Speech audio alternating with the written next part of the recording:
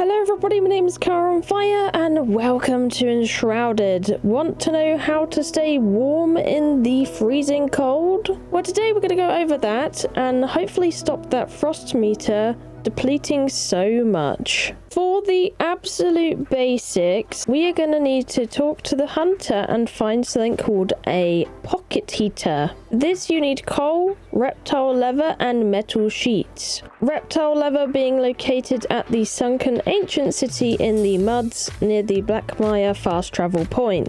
And coal being found all over the northern area and the new snow biome. These little pocket heaters honestly carried my game a little bit because I didn't make frost armor for the longest time, and it gives frost resistance +2. Another thing you can use is a ring of frost. This gives you +2 frost resistant, the same as the heater, but this one's permanent and you don't have to craft it. You'll find it around the world, and that is pretty much how you obtain one out of silver and gold chests, just exploring the northern area. But that could be a bit complicated, and sometimes you need more frost resistance before you go there to get better frost resistance items. So you might want to explore food options as well, which you can talk to the farmer for this. So in the farmer, she can make things like beef stew, which takes a raw fatty meat. This is gotten out of a lot of the northern creatures up there. I've gotten a lot from the saber-tooths you find. And the frizzy goat milk does require you to have your own frizzy goats, which you do get up north as well, but not in the freezing areas. The beef stew is really good because it gives +3 frost resistance, it lasts for 40 minutes, and it gives some nice buffs as well. The other thing you could go for is pumpkin soup, and that will give you another +2 frost resistance if you have that. It will take pumpkins, gentian, frizzy goat milk and purple berries though, and I honestly find this a little bit harder to craft. I will show you where to get some pumpkins though really quick, just while we're at it. You're going to need to visit a pumpkin farm, and the one I'm looking at here is Vinebrook Farm. This is located here on the map, and if I scroll out a little bit you can see it's very close to the ancient spire. You can literally glide here. There are several of these farms around the snow area, but this is by far the easiest one to access for pumpkins. And then all you do is you just pick up the pumpkins, and they will respawn as well. So that's really nice as long as you haven't put a land claim down there. You can also get a decorated pumpkin as well, but this is where you'd get pumpkins. For this herb, I actually found it quite annoying to get. You can find it anywhere in the mountain biome, but here's a spot you can consistently at least get free. But the gentian just, dear me, it feels really rare at the moment. I'm sure they're up like later on though, so maybe by the time you're watching this, you'll have a lot more around the lands. This is the stuff, and I highly recommend growing it, as then you'll have a consistent supply and you won't have to keep farming it.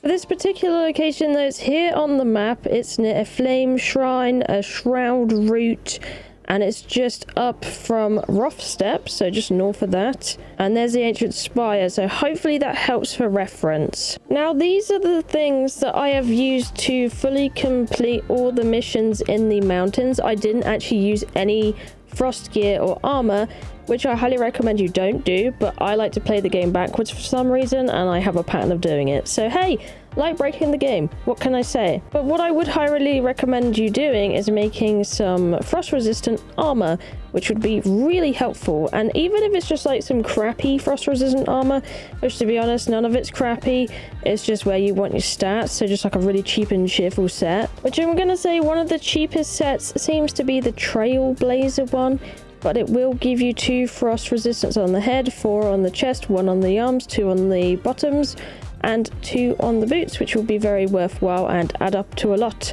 And that's one of the cheaper pairs you can make. As you can see, it only takes hardened leather, an amethyst, and warm padding. And for the hardened leather, of course, you have to kind of like get some, that's leather and wax in here. She can make it. For the warm padding, that's wool, leather, fabric, and resin. Wool is gotten from taming yaks, and when you get it, you go on a quest. She'll give you a quest and lots of guidance to make one of these, which will allow you to craft wool, from raw wool, which you can also get off of dead yaks if you go that route as well. But to be honest, I would just tame them. It's way easier. But that could be like your starter set that you could use just to get you through the snow to give you some more time, or you could just go at it like me and go crazy. But But each of them have sets. They have 3 sets each of snow resistant armor. So you have the alchemist, you have 3 sets here. You can see here, we'll look at the stats just on the chest for now. So you can see you've got mana sets, health and mana, 1 damage sets, all sorts. You can mix and match, they're pretty much equal. And we'll have a look at the blacksmith. Here's the blacksmith, he's got 3 sets as well. So if we have a look in here, we have the mountain shadow set. Of course, to unlock these you have to pick up components such as steel bars, the padding silver bars, or like this as well, steel bars, amethyst, obsidian. But he has 3 different sets as well, which are very, very nice, with her, which have different bonuses and stats. But your main thing is the frost resistance. That's what we're looking for today. And of course, you already seen the hunter, so you could get like 9 different sets of armor. There's also another way you could survive the frost, and that is putting down a flame altar in points of interest. So if you're exploring around and you've chosen to not, wear any frost armor, or maybe you just want to ensure that you're not going to die, always put down a flame altar. You could put them around. You do have a limit, so make sure you pick up ones you're not using anymore. But I'd highly recommend putting them around the place. To be honest, all this exploration over here, like I said, I didn't do it with any frost armor. It's totally possible. There are many areas in the north that don't have the freezing cold. It's just the main peaks. So if you want to do like the boss and the main storyline, you want that cold resistance. I did the boss without the cold armor. I highly recommend making cold armor, because you can see how much time I have already. 26 minutes of frost resistance. Definitely beats 1 to 5 minutes of frost resistance.